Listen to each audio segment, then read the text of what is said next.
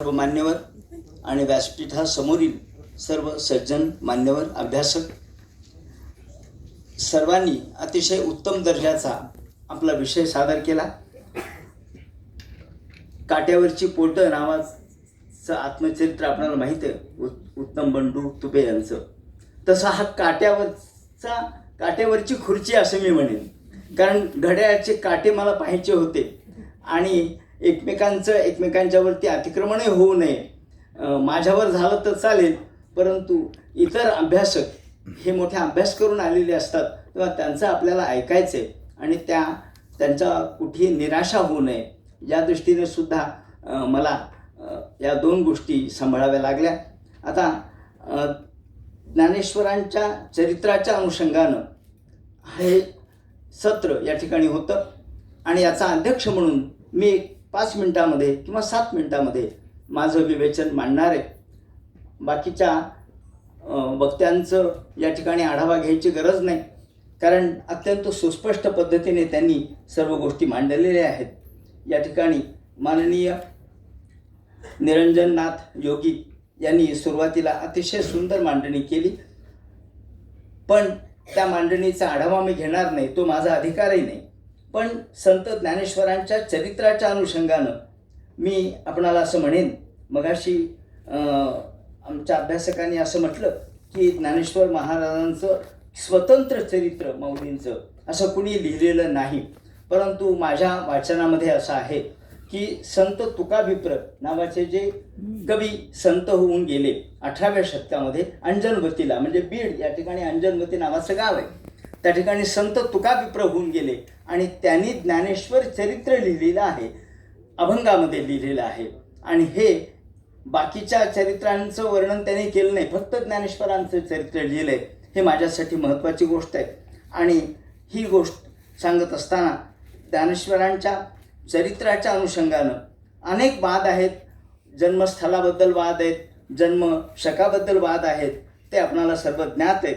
फक्त मी एवढं सांगेन की जनाबाईचा जो बालछंदो 22 जन्मे तोडिली भवाब्धीची कर्मे हा जो अभंग आहे तो काही लोक प्रक्षिप्त मानतात, परंतु काही जण असं म्हणतात की 22व्या वर्षी समाधी घेतली हा त्यातला तात्पर्यार्थ आहे किंवा प्रच्छन्न गर्भित उल्लेख आहे.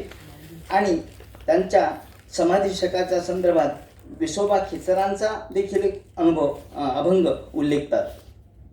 आदी प्रकरणामध्ये जे संदर्भ दिले नामदेवांच्या त्याचं वर्णन आता आपण ऐकलेलंच आहे. आणि या दृष्टीने एकनाथ महाराज यांनी मात्र अवतारधरी अलंकापुरी असा एक शब्द वापरलाय, इथून तो वाद सुरू होतो. म्हणजे जन्मगाव आपेगाव की अलंकापुरी म्हणजे आळंदी. आणि मग यावर अगदी कोर्टापर्यंत ही चर्चा गेली. आणि यावर मी असं म्हणेन की कोल्हापूर या ठिकाणचे फार मोठे अभ्यासक कृष्णा गुरव यांनी अत्यंत निस्संदिग्ध पद्धतीने हे सिद्ध केलं की हे आपेगावचेच आहेत आणि त्याला अनेक पुरावे त्यांनी कोर्टामध्ये सादर केले. म्हणून मी ठामपणाने सांगू शकतो की जरी नाथ महाराजांनी ते म्हटलं असलं तरी केसरीनाथ यांचे गुरु उद्बोधनाथ हे जे होते त्यांनी प्रतिष्ठान आपेगावी ज्याचा जन्म समाधी अलंका उद्बोधन असं स्पष्ट शब्दाने त्याचा उल्लेख केलेला आहे. हे नाथ परंपरेतले होते केसरीनाथ उद्बोधनाथ. आणि चांदोरकरांनी गोका चांदोरकर हे जे संशोधक आहेत त्यांनी यांची रीव ओढलेली आपल्याला दिसते, म्हणजे हेच मान्य केलेलं दिसतं. त्यानंतर ज्ञानेश्वर माऊलींचे आजोबा गोविंदपंतांच्या संदर्भात उल्लेख मुद्दाम करेन की या ठिकाणी आमचे वाव्हळ बसलेले आहेत, ते अभ्यासकही आहेत, वारकरी आहेत. त्यांनी अत्यंत परिश्रमपूर्वक शोधून ही गोविंदपंताची समाधी बीडला आहे हे सिद्ध केलं आहे. आणि ही समाधी बीडला अतिशय पडक्या अवस्थेमध्ये होती, पण त्यांनी कलेक्टरला निवेदन देऊन अनेक संदर्भ शोधून ही समाधी बीडला कशी आली, कारण ते सैन्याधिकारी होते बीडला, तिथे त्यांचा मृत्यू झाला आणि समाधी त्यांची बीडला आहे. आज जेव्हा मुक्ताबाईंची पालखी बीडला येते तेव्हा आम्ही मुक्ताबाई म्हणजे त्यांची नात आणि आजोबा यांची आम्ही भेट घडून आणतो. 2 दिवस समाधीचा मुक्काम त्या ठिकाणी असतो. तर अशा पद्धतीने नवीन नवीन संशोधन होत राहतं आणि या दृष्टीने आपण इतिहासामध्ये काही नवीन शोध करणं आवश्यक आहे. या दृष्टीने जन्म या ज्ञानेश्वर माऊलींच्या ज्या जीवनचरित्राचा जो विषय घेतला तो माझ्या दृष्टीने खूप महत्त्वाचा आहे. चरित्राच्या साधनांमध्ये आदी तीर्थावळी समाधी हे अभंग प्रकरण आहेत. ज्ञानेश्वर विजय असा उल्लेख या ठिकाणी जो केला त्यामध्ये सच्चिदानंद बाबांनी सुद्धा ज्ञानेश्वर विजय नावाचा ग्रंथ लिहिला आहे, पण तो आज अनुपलब्ध आहे. त्यानंतर महिपती निरंजन माधव हे उत्तरकालीन चरित्रकार आहेत. सत्यामल नाथ यांनी देखील लिहिलंय, परंतु डॉक्टर आदरणीय रामचंद्र चिंतामण ढेरे यांनी मात्र सत्यामल नाथ हे उत्तरकालीन आहेत म्हणून त्यांचा 18व्या शतकातले असावेत आणि त्यांच्या नावावर कुणीतरी हे लिहिले असं म्हटलंय. मानसपूजा हा एक ग्रंथ ज्ञानेश्वर विषयक चरित्राच्या आधारे मला आनंद वाटतो सांगायला की बाळाबुवा ज्ञानेश्वरी याचा शोध खरं म्हणजे आदरणीय रामचंद्र चिंतामण ढेरे यांनीच लावला. ते अनेकदा मला म्हणाले की बीडला तुम्ही राहता तर तिथे केज नावाचं छोटं गाव आहे, एक तालुका आहे, तिथे वाघे बाभूळ नावाचं गाव आहे, तिथे हे राहत असत. आणि हे बाळाबुवा ज्ञानेश्वरी यांनी भक्ती तत्वामृत हा ग्रंथ मुद्रित केलेला आहे. त्यामध्ये ज्ञानेश्वर चरित्रविषयक अपूर्व माहिती दिलेली आहे. आणि त्यांनी त्यात सांगितलं की सोपान देवांचे शिष्य प्रकाशनाथ यांनी द्राविडी भाषेमध्ये हे वर्णन केलेलं ज्ञानेश्वर चरित्र बाळाबुवांनी स्वगुरु मुखातून ऐकलं. त्यांना बाळाबुवा ज्ञानेश्वरीच लोक म्हणायचे. आणि हे निळोबा पिंपळनेरकर यांनी देखील ज्ञानेश्वर चरित्र लिहिल्याचं आपल्याला दिसतं. चांगदेव चरित्रात त्यांचा उल्लेख केलेला ज्ञानेश्वर चरित्राचा. तुकाभिप्रांचा आत्ताच मी उल्लेख केला. शके 1692ला त्यांनी ज्ञानेश्वरी चरित्र लिहिलेलं आहे. ज्ञानेश्वरांचं चरित्र लिहिताना ते ब्रह्मपूर म्हणजे कृष्णातीरी लिहिलंय असं त्यांनी म्हटलंय. आणि हे चरित्र राग हर्षे यांनी प्रकाशित केलेलं आहे, आपल्याकडे आजही उपलब्ध आहे. उद्धव चिदघन हे धारूरचे, त्यांनी ज्ञानेश्वर चरित्र लिहिलंय. याचा उल्लेख बाबगावकरांनी केलेला आहे. मधुकर शंकर बाबगावकर हे नागपूरकडले. त्यानंतर ज्ञानेश्वरांच्या संदर्भात आपल्याला आणखी एक मुद्दा या ठिकाणी महत्त्वाचा आहे. विठ्ठलपंतांना संन्यास देणारे कोण? निळोबांनी नृसिंहाश्रम असा शब्द वापरला आहे. बाळाबुवा ज्ञानेश्वरांनी रामानंद असा शब्द वापरला आहे. रंगनाथ स्वामींनी रामानंद शब्द वापरला आहे. पण नामदेवांच्या चरित्रामध्ये म्हणजे अभंगामध्ये श्रीपाद हा उल्लेख आहे आणि तो बरोबर आहे असं अनेकांनी मान्य केलेलं आहे. कारण हे बाकीचे उत्तरकालीन आहेत आणि श्रीपाद हेच योग्य आहे. कृष्ण भक्तीची परंपरा ज्ञानेश्वरांच्यामध्ये कशी आली हा एक स्वतंत्र चिंतनाचा विषय आहे. पुन्हा ज्ञानेश्वरी करते ज्ञानेश्वर, अभंग करते ज्ञानेश्वर यामध्ये भेद करण्याचा प्रयत्न अनेक अभ्यासकांनी केला. त्याचं छेदन अनेकांनी केलं आहे. त्यामध्ये भिंगारकर आणि भारदे यांचा वाद आपल्याला माहीत आहे.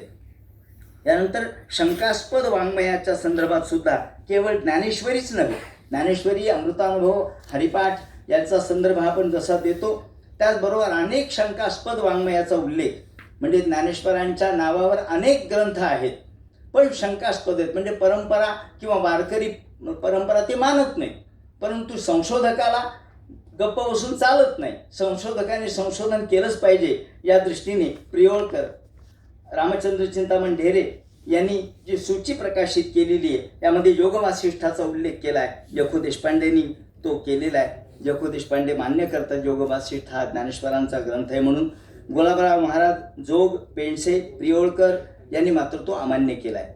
याशिवाय द्रोणपर्व हाही त्यांचा ग्रंथ आहे असं काही लोक मानतात. उत्तर गीता हा ज्ञानेश्वरांचा ग्रंथ आहे असं श्रीराम कुलकर्णींनी मान्य केलेलं आहे. असे 69 प्रकरण आहेत किंवा ग्रंथ आहेत की जे ज्ञानेश्वरांच्या नावावर लिहिले गेलेले आहेत. आता हे आहेत नाहीत हा पुन्हा संशोधनाचा विषय. पण अद्वैत निरूपण, अन्वय व्यतिरेक, पंचीकरण, अर्जुन गीता, आनंद लहरी, आज्ञापत्र, उत्तर गीता, कपिलोक्त गीता, पंडुगीता, पंडुगीतेचा उल्लेख तर या ठिकाणी कृष्ण गुरव यांनी प्रसिद्धच केलंय त्यांच्या ग्रंथामध्ये आणि पंडुगीता ही ज्ञानेश्वरांचीच आहे म्हणून सिद्ध केलंय. त्यानंतर शुकाष्टक, स्वानुभव, ज्ञानदेव 33, ज्ञानपट, आपल्याला मोक्षपट सुद्धा ज्ञानेश्वरांच्या नावावर दिसतो. ज्ञानेश्वर यांनी मोक्षपट कसा लिहिला आहे त्याचा उल्लेख आपल्याला दिसतो.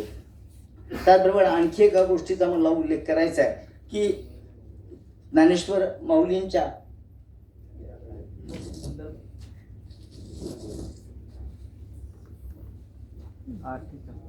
मी मुद्दाम या ठिकाणी पाटांगण मठामध्ये असलेल्या एक दोन हस्तलिखितांचे फक्त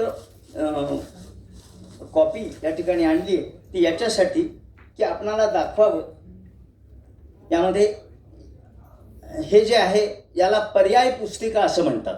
पर्याय पुस्तिका म्हणजे ज्ञानेश्वरीचा शब्दार्थकोश. थोडक्यात ज्ञानेश्वरीचा शब्दार्थकोश म्हणजे ज्ञानेश्वरीमध्ये काही वेळेला न कळणारे शब्द आलेले असतील, अनाकलनीय शब्द आलेले असतील, तर त्या शब्दांचा अर्थ लगेच पुढे त्यांनी दिलेला आहे.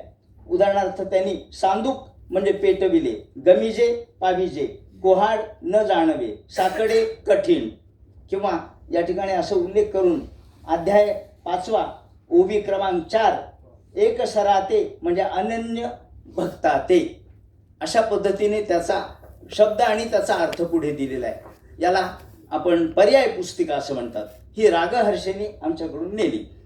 त्यानंतर दुसरा मुद्दा असा आहे की ज्ञानेश्वर महाराजांच्या नावावर जे काही आपण शंकास्पद वाङ्मय म्हणतो, महावाक्य शून्य मतखंडन श्री ज्ञानदेव कृत महावाक्य असं लिहिलंय. तर ज्ञानदेव कृत असं म्हटलंय. मग आपण अमान्य कोणत्या आधारे करायचं आणि कोणत्या आधारे नाही करायचं मान्य, या दृष्टीने आपण ही चर्चा मुक्तपणाने विद्यापीठामध्ये होणं आवश्यक आहे. म्हणजे ज्ञानेश्वर महाराजांच्या नावावरचे ग्रंथ हे त्यांचे आहेत की नाहीत. त्यानंतर मला एक माझ्याच मठामध्ये एक पंचीकरणाचा मुद्रित प्रत मिळाली. ही मुद्रित प्रत पंचीकरणाची जी आहे यामध्ये गुरुमालिका दिलेली आहे. त्यांनी गुरुमालिका असं म्हटलंय. तर ही गुरुमालिका आदिनाथ, मच्छेंद्रनाथ, गोरक्षनाथ, इथून आता आनंद सुरू झालं, अद्वयानंद, मग गैनीनाथ, निवृत्तीनाथ, अद्वयानंद नवीनच नाव आलं, मग ज्ञानदेव, सोपानदेव, मुक्ताबाई, सच्चिदानंद बाबा, विसोबा खेचर, चांगदेव आणि भोजलिंग बाबा. भोजलिंग बाबा यांचा उल्लेख या ठिकाणी आलेला आहे. आणि मी असं ऐकलं की माऊलींच्या वडिलांचे मृत्यू झाल्यानंतर भोजलिंग बाबांनी त्यांचा सांभाळ केला, म्हणजे वडीलकीच्या नात्याने त्यांना सांभाळलं, ही लहान मुलं होती म्हणून. हा भोजलिंग बाबाचा उल्लेख आहे. आणि त्याचबरोबर यामध्ये निळा नावाचा एक कवी आहे. निळा म्हणजे काही हे पिंपळनेरकर नव्हे, निळोबा पिंपळनेरकर नाही आहेत, हे दुसरे आहेत. हे या भोजलिंगाच्या परंपरेतले असले पाहिजेत. आणि मी वारकरी संप्रदायातल्या काही लोकांनी विचारलं, ते म्हणाले आमची ही आरती आमच्या कानपाठ आहे, तोंडपाठ नाही, हे पण कानपाठ आहे. ही आरती होता कृपा तुमची, पशु ओले वेद, निर्जीव चाल विभिंती अगाध, भगवद्गीता टीका ज्ञानेश्वरी शुद्ध, ही निळा. हा, पण इथे निळा चरणातळी राहे असं म्हणून जे म्हटलंय, निळोबा पिंपळनेरकर असावेत का भोजलिंग बाबांचे शिष्य असावेत? निळोबारा यांची ही आरती यामध्ये त्यांनी दिलेली आहे. तेव्हा ज्ञानेश्वर महाराजांचा हा पंचीकरण ग्रंथ आणि त्यामध्ये ही जी आरती आहे ती दिलेली आहे. अशा पद्धतीने ज्ञानेश्वर महाराजांच्या चरित्रात्मक संदर्भात सुद्धा आपल्याला खूप काही चिंतन करता येण्यासारखं आहे. तेव्हा अशा आपल्याला असं वाटतं की आता चरित्राचं चिंतन काय करायचं, परंतु चरित्रामध्ये सुद्धा नवीन नवीन जे संशोधन होत आहे, शोध येत लागत आहेत. आता जसं शुद्धीपत्राचा संदर्भ आला, अतिशय सुंदर अशा पद्धतीची मांडणी त्यांनी चरित्रात्मक केलेली आहे. तेव्हा अशा दृष्टिकोनातून परिपूर्ण सर्वंकष अभ्यास माऊलींच्या चरित्राचा, तुकाराम महाराजांच्या चरित्राचा आणि नाथ महाराजांच्या चरित्रात्मक अशा गोष्टींचा अभ्यास होणं गरजेचं आहे. त्यासाठी पुराण परंपरेचा आपल्याला अभ्यास केला पाहिजे, पुराण परंपरा आपण आत्मसात केली पाहिजे. आणि एकूणच या ठिकाणी सैदी म्हणाले की एकदा तरी वारीला गेलं पाहिजे. हे खरं आहे. असं म्हटलेलं आहे की ज्ञान कर्म संबंधित भक्तियोग जो आहे ती म्हणजे वारी आहे. कारण ते कर्मयोग आहे, त्याचप्रमाणे भावना म्हणजे भक्ती आहे. आणि बोलता बोलता चालता चालता आपल्याला जे ज्ञान प्राप्त होतं प्रवचनातून, माध्यमातून, कीर्तनातून, हे ज्ञानकर्म संबंधित भक्तियोगाचाच एक आविष्कार, चालता बोलता आविष्कार म्हणजे. कारण धुंडाबाणा देगुरुणकरांनी त्यांना इज्या म्हटलंय, देवाकडे जाणे. तेव्हा नारद पांचता रात्राचा उल्लेख त्यांनी करून देवाकडे जाणे ही संकल्पना मांडलेली आहे इज्जा या कल्पनेतून. अशा पद्धतीने एकूणच ज्ञानेश्वरांच्या वाङ्मयाचा, साहित्याचा आणि एकूणच संत वाङ्मयाचा अभ्यास या परिषदेच्या निमित्ताने होतोय. मला या ठिकाणी पाचारण केलं, अध्यक्षस्थान दिलं, त्याबद्दल सर्व आयोजकांचं मी मनःपूर्वक आभार मानतो आणि या ठिकाणी सर्व ज्यांनी पेपर वाचले त्यांची क्षमाही मागतो आणि आभारही मानतो. धन्यवाद.